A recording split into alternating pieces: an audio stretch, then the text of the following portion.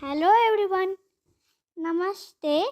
Welcome to Telugu story tree. ఎలుక పిల్లి కథ. అనగనగా అడవిలో గుడ్లగూబ, ఎలుక, పిల్లి, ముంగీస కలిసి నివసిస్తూ ఉండేవి. ఒకరోజు ఒక వేటగాడు అడవికి వచ్చాడు. అతని వలలో పిల్లి చిక్కుకుపోయింది.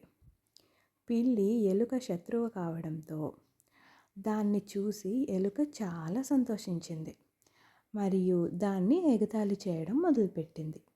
దాని దగ్గరికి వెళ్ళి పిల్లిని బాగా ఇబ్బంది పెట్టి ఎగతాళి చేస్తూ ఏడిపించింది.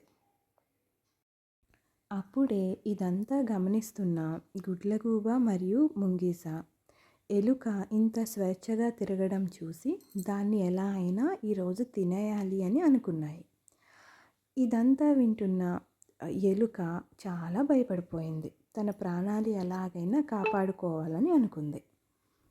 భయపడిన ఎలుక తన ప్రాణాలని కాపాడుకోవడానికి పిల్లిని ఇలా అడిగింది. నువ్వు నన్ను వలలోకి అనుమతించు. నేను నా ప్రాణాలని కాపాడుకుంటాను. ఇంకా నా పదునైన పళ్ళతో వలను కత్తిరిస్తాను. నిన్ను విడిపిస్తాను అని అంది. పిల్లి సరే అని ఒప్పుకుంది. ఎలుక కూడా వలలోకి వెళ్ళి కాసేపు ఆగిన తర్వాత వలనంతా తన పళ్ళతో కత్తిరించింది. పిల్లి అప్పుడే విడుదలైపోయింది.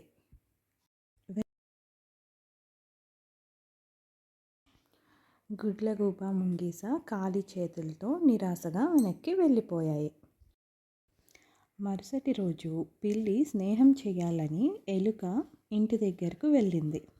కానీ ఎలుక ఎంత వెతుకుతున్నా బయటికి రాలేదు. ఎందుకంటే ఎలుకకు తెలుసు కదా, పిల్లి ఎప్పటికైనా తన శత్రువేనని.